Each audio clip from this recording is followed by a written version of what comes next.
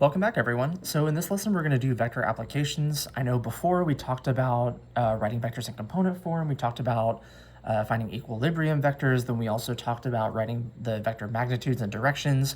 So all the information that we talked about prior, we're actually going to kind of put together in this one.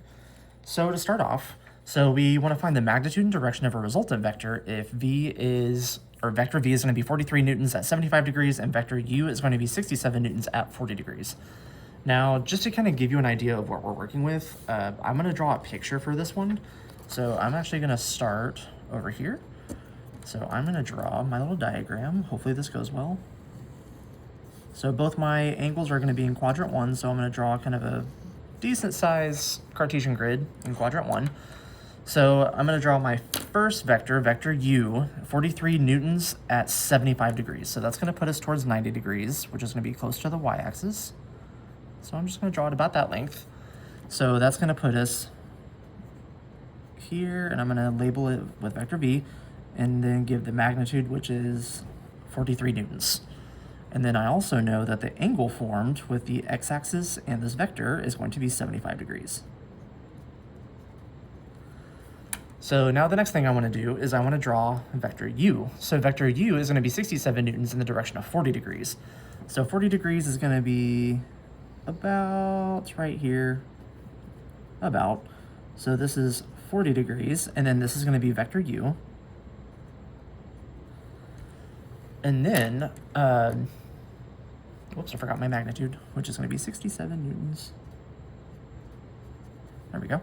So here's kind of a picture of what we're dealing with and what we're working with. So we want to find the resultant.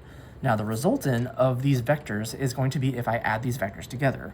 So in order to add these vectors together, I'm going to combine them head to tail. So the initial side and terminal side, I'm going to combine into one. So meaning if I want to add my vector at 67 newtons to 43 newtons, which this is not to scale, which is okay. So what I want to do is I want to redraw my purple vector here with the blue vector that I have up here. So I'm going to try to draw this by hand. It's probably not going to be perfect, but we'll see. So when I draw it, it's going to be parallel to the original vector, and it should be approximately the same length. So of course I'm drawing this by hand, so it's not going to be perfect. So once again, this is going to be vector u, and I'm just kind of moving it up here, so this is still going to have the same magnitude of 67 newtons. And then the resultant, I'm going to attempt to draw this by hand,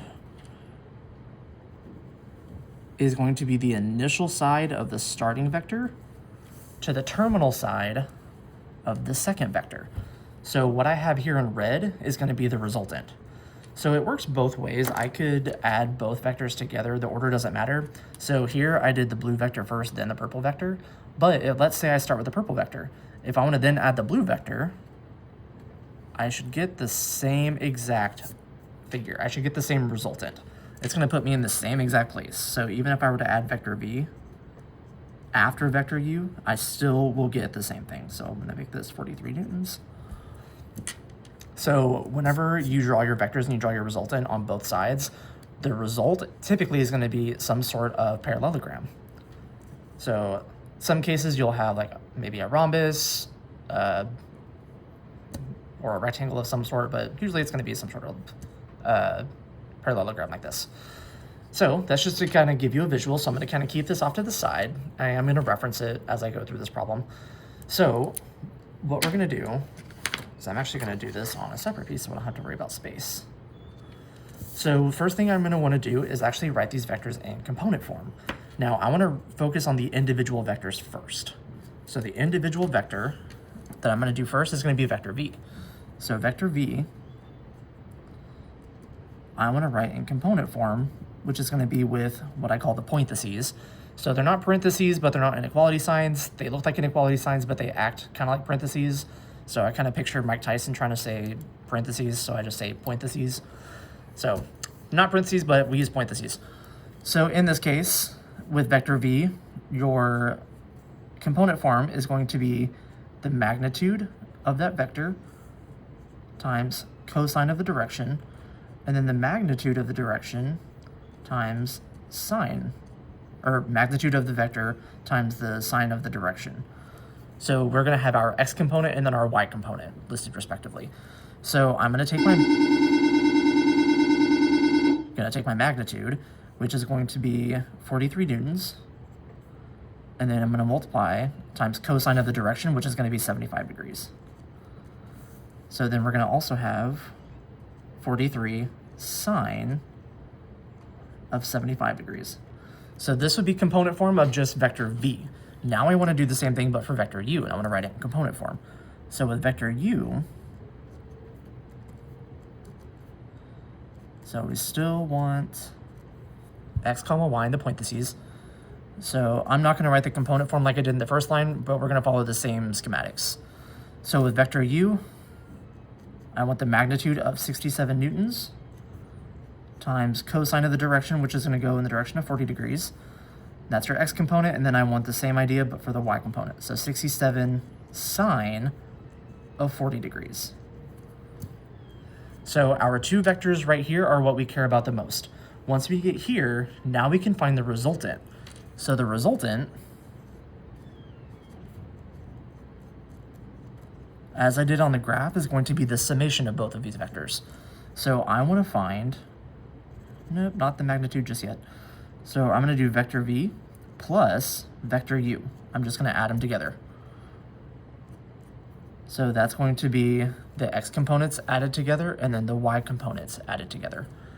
So this is going to turn into, I'm actually going to write it down below because I think I'm going to run out of room. Yeah. So I'm going to write it down here. So I'm going to do 43 cosine 75. My pen. And then plus 67 cosine 40, comma. So here's our x component. Now I want to do the y component. So the y component is going to be 43 sine 75 plus 67 sine 40. Whoops, point to C. There we go. Knew it was a good call to do it on the next line. So I took, it's color code, my two x components, added these together, and then I took my two y components and then added those together. So that's how we get our resultant. So this would be your exact form.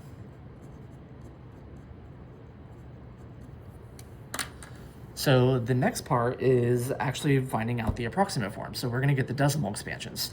So on your calculator, I'm going to kind of press pause on writing for a second. So I'm actually going to reset my calculator first. So I'm going to go down to System, Reset, Main Memory, F1 to confirm. Okay, now go back to Run Matrix.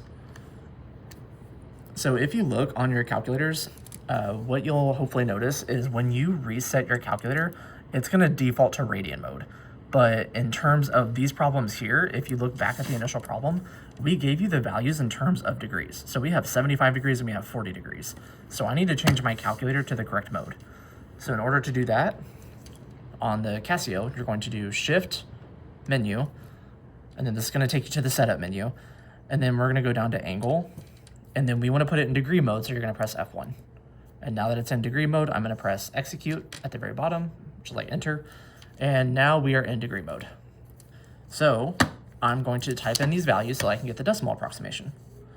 So down here, so I'm going to do 43 cosine 75 plus 67 cosine of 40.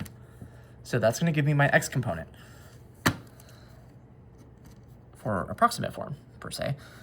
So 62.454. So when I'm writing out the actual values, I'm just going to round to 3 decimals. But in the calculator, what I want to do next is, so that I don't have to worry about truncating and I don't have to worry about actually rounding all these values, what I actually want to do is I want to store this number on the calculator. And it's going to save me so much time and so much trouble, especially if you're someone like me and you got sausage fingers and you don't want to press the wrong button. So what I'm going to do is I know that this is my x component in my resultant vector. So what I want to do is I want to store this number in the letter x, not the variable x, the letter x. The letter itself doesn't really matter. If you want to do like A and B, that's fine. So what I'm going to do is on the Casio, you see this arrow button that's right above the on button. So this is the storage button. So if I press that, it's going to automatically recall that answer. However, if I'm like typing random things and then I try to press the storage button, it may not recall the answer. So what you're gonna need to do if it doesn't recall the answer is if you look down below, if you look at the negative symbol here, if you look in that gold, it says ANS, that's the answer. So if I press Shift ANS, or Shift negative to get ANS, that will recall the most recent answer from your run matrix. So I'm gonna do the ANS, I wanna store, and then in order to get the letter X, I need to do what's in red. So I need to press alpha plus. And now I stored that number in the letter X, not the variable X. So make sure you're doing it in the letter, not the variable. So your variable's up here, but I want the letter, which is down here with the plus sign. So now we're gonna do the same thing with the Y value. So now I'm gonna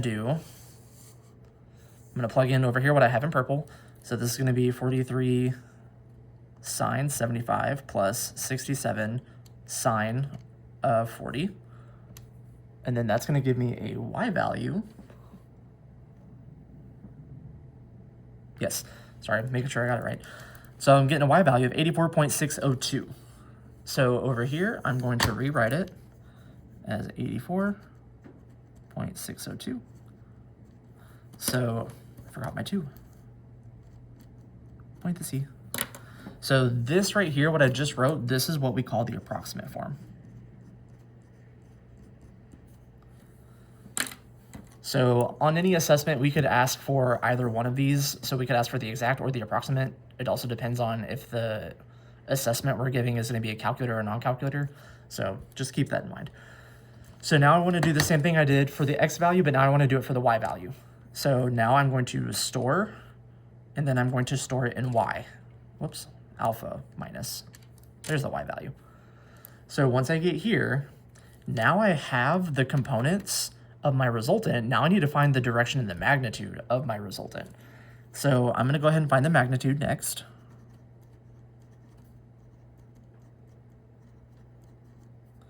So the magnitude is just essentially doing Pythagorean theorem. So the magnitude is going to be, they look like absolute value bars, but it's really magnitude. So the magnitude of vector v plus vector u, which is your resultant, and that's gonna be equal to the square root of the x component squared plus the y component squared. Now, when I say x and y, I'm referring to these values up here from the resultant. So these numbers are going to get plugged in for x and y respectively. So if it helps, you can say this is your x and this is your y for the next step.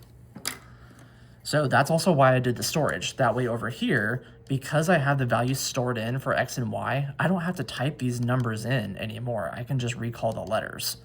So what I'm going to do is I'm going to do shift x squared to open up that square root. And then I'm going to do alpha plus for the x value, then square it, then plus alpha minus squared for the y component. Press enter, and then there's my magnitude. So my magnitude is going to be a distance of 105.157. Then if I reference back up here to my original units, I'm working in newtons, which means this will be my unit down here for the magnitude.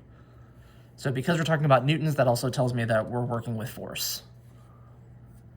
So now we have the magnitude. Now the next thing I want to do is I want to find the direction. So before I do that, let's kind of reference back up here. So what we just found was the length of this vector. So the vector's length is going to be 105.157. Oh, can't see. Whoops. So yeah, there's the length of that red vector. Just to kind of give you a visual of what we just did. So now the next part is we're going to find the direction. So to find the direction,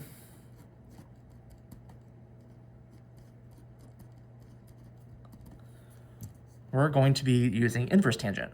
So inverse tangent requires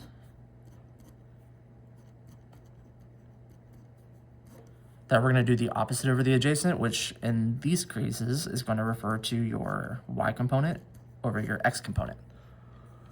So on your calculator, or rather, scratch that, when you look at your graph over here, notice how we're working in quadrant 1. So with quadrant 1, we're not going to have to do any manipulation to get it in quadrant 2 or quadrant 3. So just to kind of give you a really quick little rundown for inverse tangent, because I know a lot of people struggle with this. So with inverse tangent, let's actually do it this way.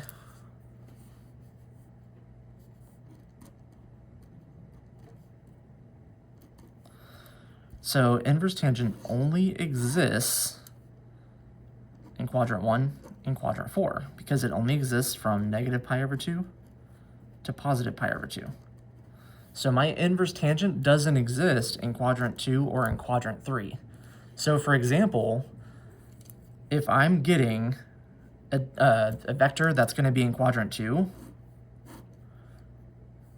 well, first off, let's do this. Inverse tangent, or tangent of x, is going to be positive in quadrant 1, and then tangent of x in quadrant 4 is going to be negative. But then if I look over in quadrant 2, tangent of x is going to be negative over here, but then in quadrant 3, tangent of x is going to be positive. So if I do get a tangent value in 1 or 4, but my vector actually takes me to quadrant 2, then what you're going to do is you're actually going to add a half rotation, which means you're going to add pi or 180 degrees. So for example, if my vector takes me over here, inverse tangent is going to give me a negative angle, which is going to put me in quadrant 4. So in order to actually find my vector in quadrant 2, I'm actually going to have to take this vector from quadrant 4, and I'm going to have to add 180 degrees. Then same idea, if my vector is actually going to be something in quadrant 3, inverse tangent is going to give me a value in quadrant 1 where it is also positive. So in order to move it over to quadrant 3, I'm going to have to add 180 degrees. So these rules are going to be really important to know when we're dealing with direction. But luckily, we're working in quadrant 1, so we're not going to have to worry about the negative directions just yet. So on my calculator, I'm going to do shift tangent for inverse tangent, and then I want my y value over my x value. So that's going to give me a direction of 53.565 degrees. So that means theta is 53.565 degrees. Now keep in mind, when I do this angle and when I do tangent, this is going to be in standard position.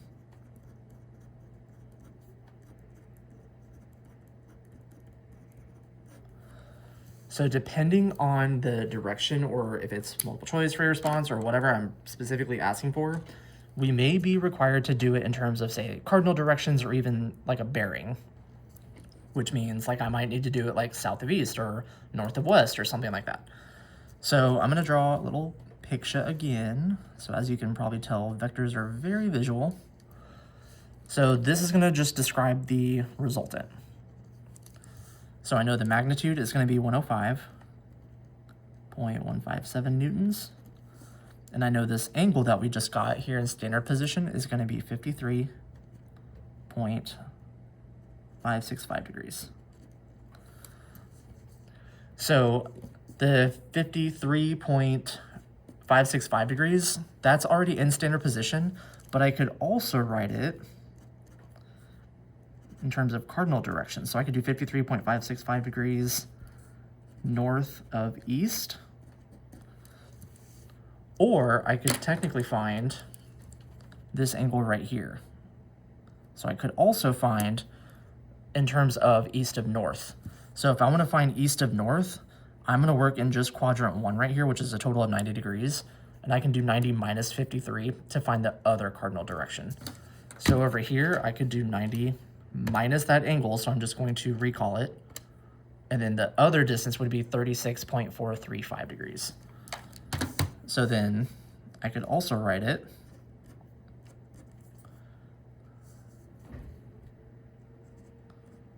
(36.435 degrees), but then the cardinal direction that you would be required to write on this one, they're going to flip, so now it's going to be east of north. So there's technically 3 different ways that we could ask you for that angle. Standard position, which would come from over here, or I could ask you for either one or both of the cardinal directions. So be prepared for any of those possibilities. So that was number one. So as a little recap from number one, I want to kind of show you some steps that I wrote out for you guys. So here are kind of the steps that I wrote out. I'm trying to get everything in the screen. There you go. So here's kind of the steps I followed, and then I also kind of wrote and included some, what's the word? I'll just do that in a second. So here are the steps. So you're going to write your, you're going to write your vectors in component form first, so each of the individual vectors. Then you're going to find the component form of the resultant vector, which you're going to write as you add them together, which that should be a v right here, not a u. And then we're going to find the magnitude of the resultant, which means we're going to do Pythagorean theorem to find that distance, which that's what this value is going to be. And then we're going to find the direction of that resultant, which is where we use inverse tangent. And then for the direction, as a little side note, if it's in standard form, then this is where you need to keep in mind if we're going to need to add 180 degrees or even 360 degrees.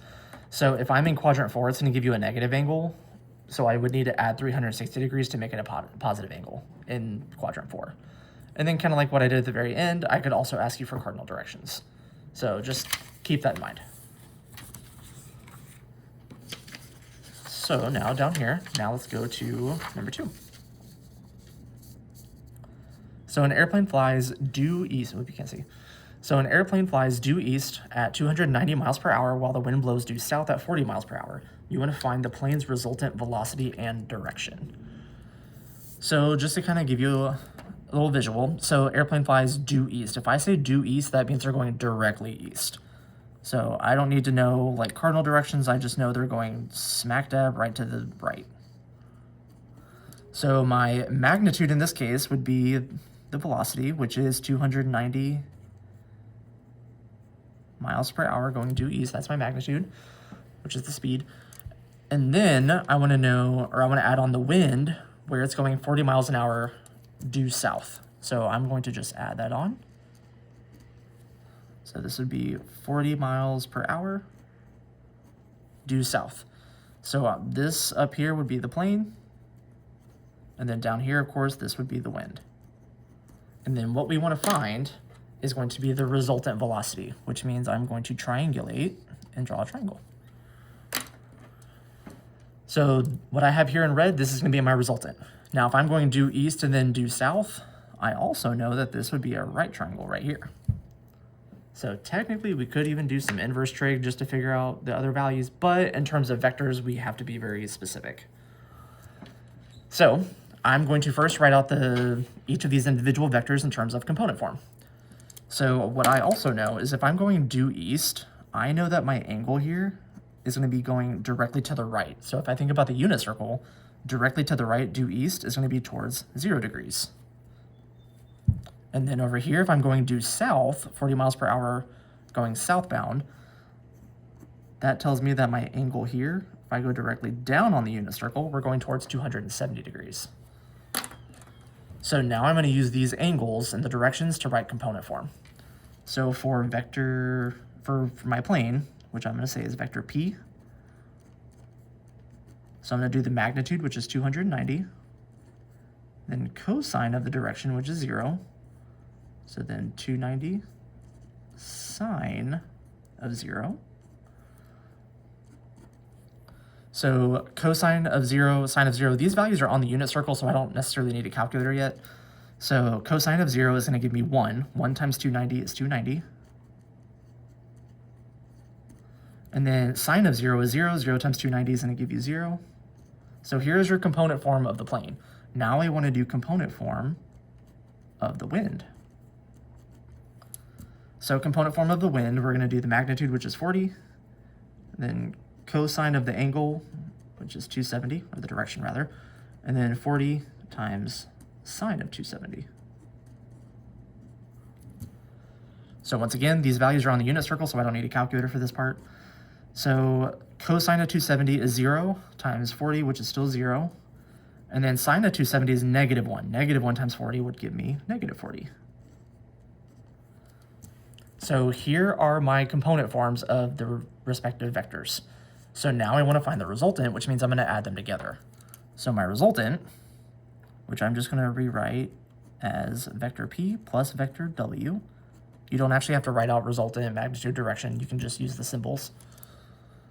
So if I were to see vector p plus vector w, I would know that you're finding the resultant. If you put the absolute value bars around it, I would know that you're finding magnitude. And then for the theta value, if you do inverse tangent, I would know that you're looking for direction. So what I did on the first one, when I wrote out the resultant, magnitude, direction, I did that for you guys. If you want to write it out, I'm not going to stop you. Okay, so I'm going to go ahead and collapse that. Don't need that anymore.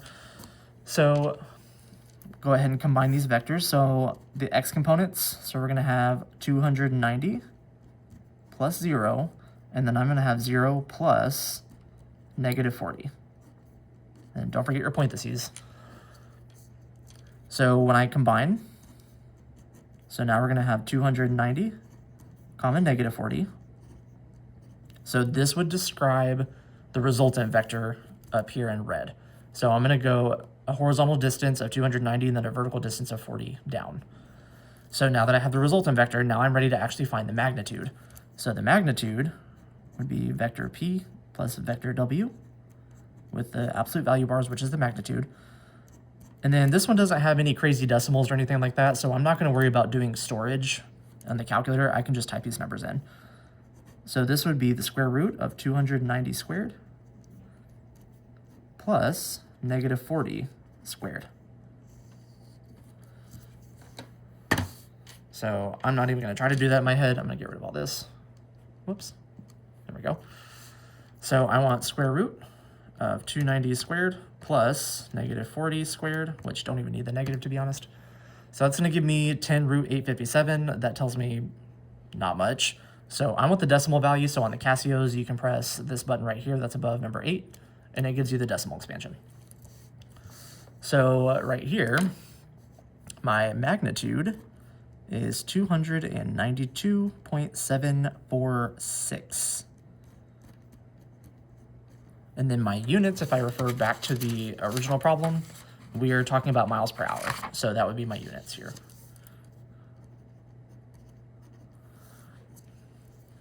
So another thing that's actually really kind of neat to notice is notice how the plane actually is traveling at 290 miles per hour. But when I look at the resultant velocity, it's actually making the plane go a little bit faster. So that could also be another good question that I could ask is the wind going to actually speed up the plane or slow down the plane? So this would also be a great kind of question to ask you guys to extend it. So keep that in mind. I think that's a really good question I could potentially ask. Now the next part, now that we have the magnitude, now I want to look for the direction. Now notice over here that if I were to kind of draw a Cartesian coordinate grid over here, this would put this vector, the resultant vector, in quadrant 4. So when I do inverse tangent, what's going to happen is I'm going to get this angle right here. So, and it's going to give me a negative angle since we're working in quadrant 4. So kind of coming back over here to this little graphic, over in quadrant 4, I'm going to get a negative angle, but I don't want that. I don't want the negative angle. I want the positive angle.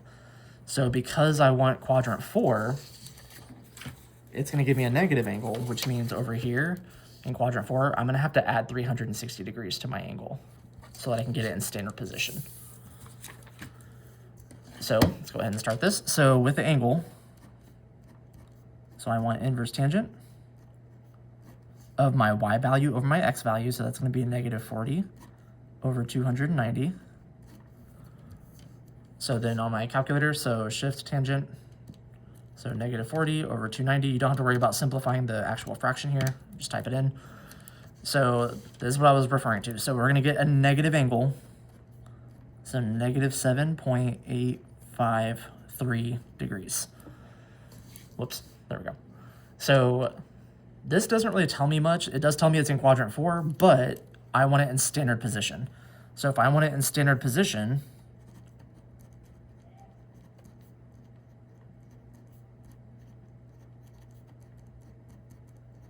then I need to do my theta value plus 360. So that means I'm going to do negative 7.853 plus 360, since it's in quadrant 4. So I'll put that little note on here as well. I probably should have did that before. So quadrant 4, which puts us in the need, or rather, it makes us need to add 360. So on my calculator, so I already have the negative 7.853 degrees, so plus 360. So we're going 352.157 degrees in standard position. So in standard position, our direction, 352.147 degrees. So that's what we would want. Now in terms of the cardinal directions, or a bearing, rather, so I'm going to draw my angle. So we're working in quadrant 4. So negative 7 degrees, it's going to be a teeny tiny angle. So that negative 7 degrees is what we got here. So 7.853. So I don't need to draw the negative since I drew it in quadrant 4. The negative just tells me that it is in quadrant 4. So I know that this angle here, in terms of bearings, this would be 7.853 degrees south of east. So now I need to find this angle over here, the other one. So this angle here would be east of south. So what I can do to find this angle is I can do 90 degrees minus 7.853 degrees.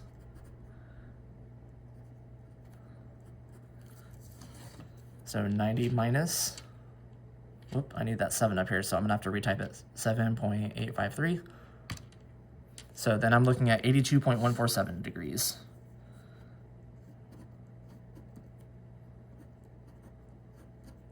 And then this would be east of south. So in standard position, I could ask you for the 352. In terms of bearings, I could ask you for the 7.853 direction or degrees south of east, or I could even ask you for the 82.147 degrees east of south. So there's 3 different ways that we could write these angles. So just be ready for anything, be ready for everything. Okay, now number 3, I would suggest you try on your own. I'm actually gonna skip this one in the video. It's very similar to what we've already done. So I'm gonna jump down to 4. Where's my paper? There we go. So looking at this next one, so twins Mo and Joe, I know I'm so creative, are pulling a wagon down the street. So Mo is pulling with 28 pounds of force and Joe is pulling with 36 pounds of force. The angle between their ropes is 43 degrees. What's the resultant force and direction on the wagon? Now I'm gonna add on to this question in addition to what we just asked on here. So once again, I'm gonna go ahead and do a little visual. So let's move that over. All right, so notice how the only angle we really give you is the 43 degrees. Now, what we can do with this information is we are going to make an assumption. It doesn't necessarily matter what quadrant we're working with, but I wanna make this as easy as possible for you and for me, because why would we wanna make this more difficult than it already is? So what I'm gonna do is I'm actually going to put these vectors in quadrant 1. So if I don't necessarily tell you a direction, put it in quadrant 1. Make your life as easy as possible. The only thing that's going to be necessarily important is that there's 43 degrees between the two of them. So we have twins Mo and Joe. So it doesn't even say which direction they're going in, just that between them it's 43 degrees. So what that tells me is, in order to make my life easier, I'm actually going to put one of the twins on the x-axis. So meaning, let's put, I'm trying to use a color, but you can't really see much of it. So let's put good old Mo down here. So Mo is pulling with 28 pounds of force. And now we need to do Joe. So Joe's pulling with 36 pounds of force. Now I know here that they have to have 43 degrees between them. So that's gonna give Joe over here a little bit more pull. So I don't know why I drew that vector much longer than I needed to, but it's okay. So Joe is pulling with 36 pounds. And now I want to be able to draw the vector. So another important thing I need to label is the 43 degrees. There we go. Now we have all the information. So now I want to find the resultant. So with the resultant, that means I'm going to add these vectors together. So I can either add the blue vector to the purple, or I can add the purple to the blue. It doesn't really matter. I'll show you both. So if I add the blue to the purple, that means we're going to go about this length. I'm trying to be consistent. So this would be Mo. And then if I were to do that, my resultant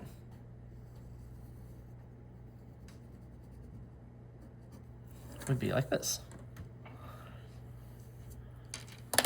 So now let's go ahead and add it the other way. So let's say I add the purple vector to the blue vector. So let's say I add Joe to Mo. So that's going to give me this vector. So once again, we have another parallelogram.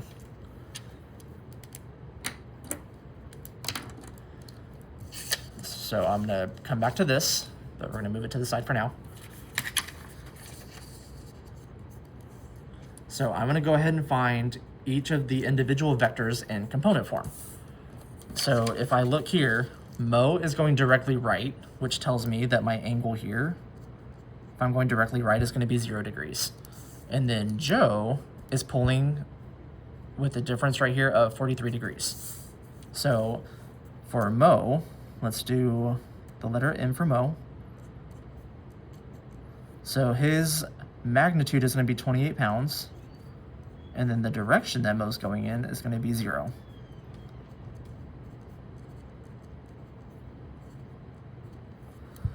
So once again, cosine of 0 and sine of 0 are on the unit circle, so I don't need a calculator for this one. So 28 times cosine of 0 is 1, so this would be 28, comma, and then 28 sine of 0 is 0, times 28, which is 0. So here's my component form for Mo. So now I want to do component form for good old Joe. So same idea, but now Joe, we're looking at this purple vector that I have here. So his magnitude is going to be 36 pounds, but in the direction of 43 degrees, which is not on the unit circle. So what I need here is going to be, is going to be 36 cosine 43, and then 36 sine 43. So in exact form, this is what we're going to have for Joe. Now I want to go ahead and find the, the resultant. So I'm going to add them together. So Mo and Joe. So this is going to be 28. I don't know why I wrote that low. So 28 plus 36 cosine 43. And then we're going to have 0 plus 36 sine 43. So now I'm going to do the same idea that I did in number 1. So because we're going to have some kind of gnarly decimals, I'm going to use the storage feature on my calculator again. So I'm going to get rid of all this from number 2. So let's find that x component first. So my x component, what we're looking at here is going to be 28, then plus 36 cosine of 43 degrees, which is going to give me 54.329.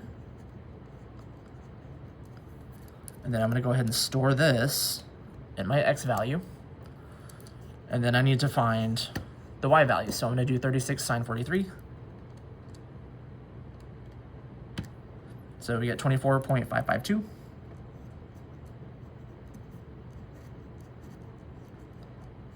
Which I'm going to store this in my y value. Okay, so now that we have those values, now I'm ready to go ahead and find the direction of magnitude. So if I look at, well, actually, scratch that. I'll do that in a little bit. Let's focus on the magnitude first. So the magnitude is going to be vector m plus vector j, and then with the absolute value bars to signify magnitude. And then that's going to be the not absolute value, square root of the x component squared plus the y component squared. So once again, these are your x and y values. So on my calculator, I already stored them. So shift square root x squared plus y squared, which is going to give me a magnitude of 59.619. 59.619 pounds. So now we need to find the direction. Now, I'm gonna give you guys kind of a heads up. The direction is what's really important on this problem. So we're not gonna really worry about the cardinal directions on this one, but what we are gonna do is our direction has to be less than 43 degrees. So if I'm looking in standard form, what I'm actually about to find is gonna be the angle between Mo and the resultant. So keep in mind, if I can find the angle between Mo and the resultant, I can also find the angle between Joe and the resultant. So let's do another little visual over here. So this is specifically for the resultant vector. So let me draw this one in red so that we can be consistent. So we just found the magnitude to be 59.619 pounds. So now the angle I'm about to find is going to be the angle from standard position. So it's going to be from the x-axis up to the resultant. So over here, let's go ahead and find the direction. So theta is going to equal inverse tangent of my y value over my x value. So when I find inverse tangent, so that's going to be alpha minus to get y, then alpha plus to get x, which is going to give me 24.319 degrees. So 24.3, that's not a 3, 319 degrees. So what we just found is this angle in standard position. So this angle is 24.319 degrees.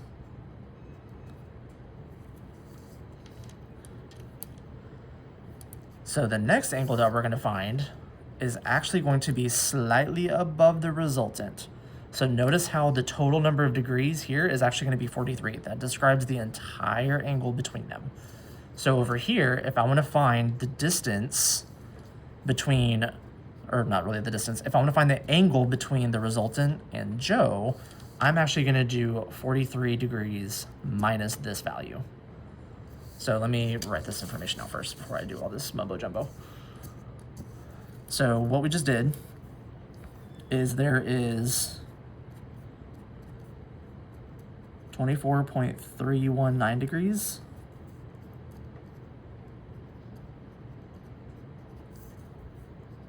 towards Mo, but then I could also describe this angle as the total angle between them minus 24.319. So then this would be 43 minus the answer, which is going to give me 18.618 degrees. So 18.681 degrees. And then this angle would actually be towards Joe, since we're talking about the angle between the resultant and Joe. So the two angles between the two twins is going to be different. So depending on the context of who we write the angle to, that's going to depend on what angle we actually want. So that is super, super, super, super important to make sure that you're keeping an eye on which angle we're talking about and which one we're referring to. So the angle in standard position down here is the 24.319 degrees. So that's going to be towards Mo. And then the angle up here, this is going to be your 18.682 degrees. So, ta-da. Alrighty. And number 5, one of my personal faves, because it's just straight up physics. So, for this last one here, so a 100-pound box lies on a ramp that makes an angle of 13 degrees with the horizontal. So a rope is tied to the box from a post at the top of a ramp to keep it in position. Ignoring friction, which is my favorite part, I love ignoring things. So how much force is being exerted on the rope by the box? So a lot of important details in here, of course. One thing I do want to start with is the verbiage when I say with the horizontal. So anytime I say with the horizontal, this is just a fancy way of saying from the ground. So from the ground or from the floor. So essentially from 0 degrees. So I'm gonna draw a ramp.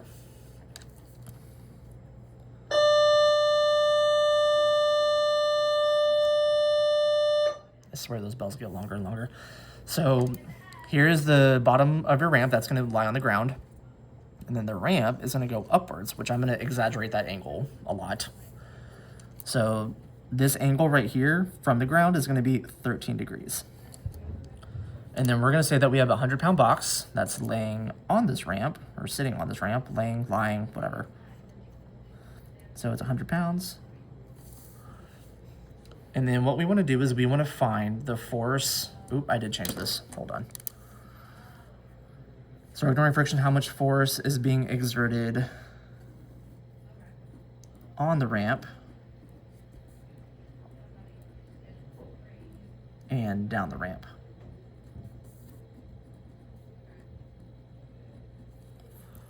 So I did change that detail. I needed to fix the wording. All right, so what we're gonna do here is we're gonna focus on components of X and Y, but we're also gonna need to focus on the gravity aspect. So with gravity, gravity tells me it's going to take this box and it's going to weigh it down.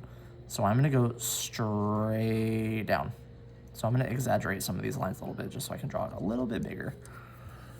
So the force that gravity's pulling it down, the weight is actually from gravity. So this is 100 pounds. Now we want to find the force on the ramp and down the ramp. So if I want to find the force on the ramp, I'm actually going to draw a line perpendicular to the ramp. So I'm going to draw, we're going to pretend that that's perpendicular. Not entirely, but we're going to pretend. So this line right here is going to describe the force on the ramp.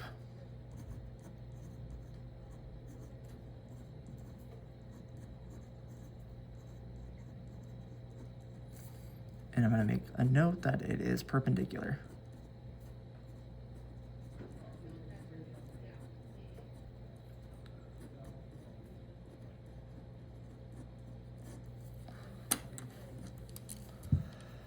Now the next thing that we want to find is going to be the force down the ramp. So the force down the ramp is actually going to be parallel to the ramp from here. And then from this value, it's going to be parallel. So then this value down here, this is going to be the force that's going down the ramp. And then this is parallel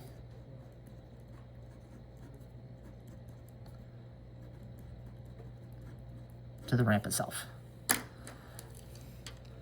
So when I'm looking at two lines, if you remember this back from geometry, when we're looking at two lines that are perpendicular to one but then parallel to the same line, what that means down here is that this will be a right angle.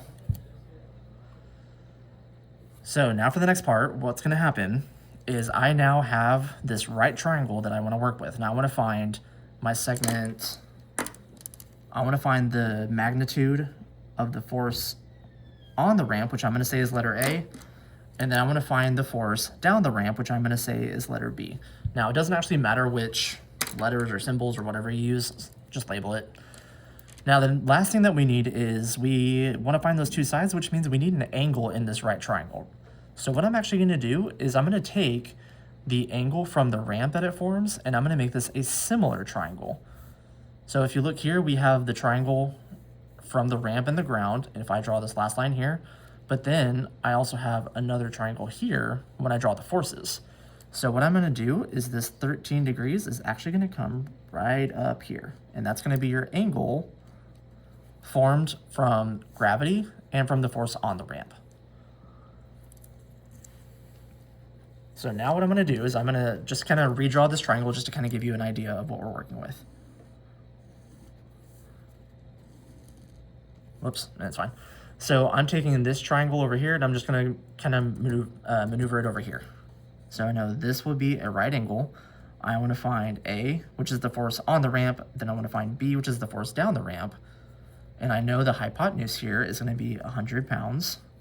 And then I know this top angle up here is going to be 13 degrees.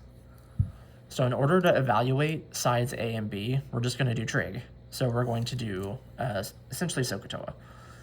So if I want to find, say, let's say A, 13 degrees would be adjacent to A. So the trig ratio that I want to use here, since I also have the hypotenuse, I need to use cosine. So if I want to find the force on the ramp, so my setup here is going to be cosine of 13 is going to be equal to that mystery value over the hypotenuse, which is 100.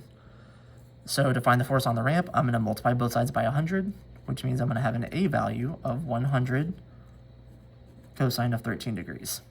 So that would be your exact form. So now I want to evaluate it on here. So because our angle is going to be measured in degrees, once again, make sure you're in degree mode. So 100 cosine of 13, which means the force on the ramp is going to be 97.437 pounds. So now I need to find the force down the ramp. So if I want to find the force down the ramp, that means I'm looking for segment B over here. So that means I need to find this part right here. So in regards to 13, that's going to be opposite of that angle, which means I also want the hypotenuse. So the trig ratio that we're going to use here is going to be sine. So sine of 13, which is going to be B over 100. Once again, multiply both sides by 100, so we get a B value. That's 100 sine 13. And then once again, we're going to type it in. So 100 sine 13, which gives us a force of 22.495 pounds. Whoops, why can I not write today? So these would be your two important values and your two important takeaways. So on here, your big takeaway is that this is just one giant geometry / SOHCAHTOA problem. So surprise, surprise, make good choices.